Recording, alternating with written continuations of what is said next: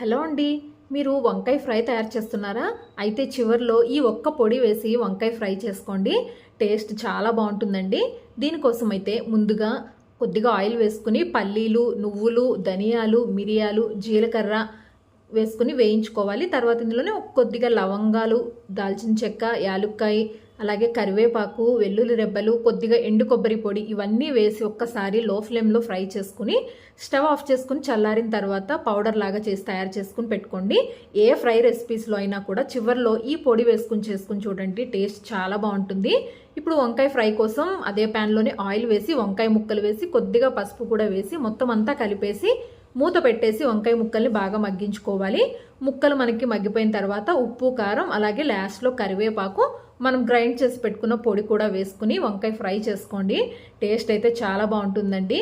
ఈ full video వచ్చి నా ఛానల్లో ఉంటుంది, తప్పకుండా చూడండి, సబ్స్క్రైబ్